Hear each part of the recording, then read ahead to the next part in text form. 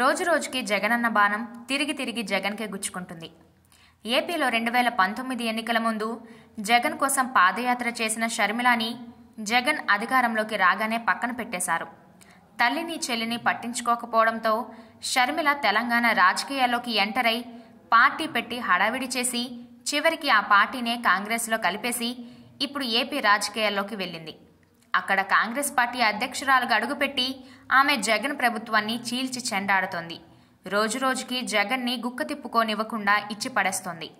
తాజాగా మరోసారి షర్మిల జగన్పై వైఎస్ఆర్ పార్టీపై విరుచుకుపడింది. ఇప్పుడున్నది వైఎస్ఆర్ కాంగ్రెస్ పార్టీ కాదు. వై అంటే వైవి సుబ్బారెడ్డి, ఎస్ అంటే సాయిరెడ్డి, ఆర్ అంటే రామకృష్ణారెడ్డి. మీ పార్టీలో వైఎస్ఆర్ లేడు.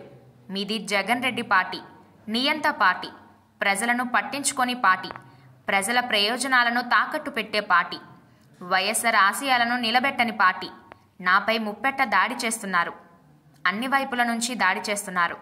నా సొంత వాళ్ళు అనుకొని 3200 కిలోమీటర్ల పాదయాత్ర చేశా. నా బిడ్డలను ఇంటిని పక్కన పెట్టా. వైసీపీని నా భుజాల మీద వేసుకున్నా. మనసు పెట్టి పనిచేశా. నా రక్తం దారపోసా, నా చెమటను దారపోసా. అదే వైసీపీ ఇప్పుడు నా మీద దాడి చేస్తుంది.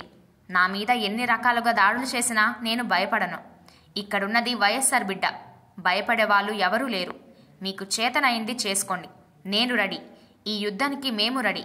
ఆంధ్ర రాష్ట్రానికి హోదా రావాలి. ఆంధ్ర రాష్ట్రానికి పోలవరం కావాలి. విశాఖ స్టీల్ ఉండాలి. ఉద్యోగాలు రావాలి. రైతు రాజ్యం రావాలి. అందుకే వైఎస్ఆర్ బిడ్డ ఆంధ్రప్రదేశ్ రాజకీయాల్లో అడుగుపెట్టింది అంటూ వైఎస్ షర్మిల ఆవేశంగా మాట్లాడింది.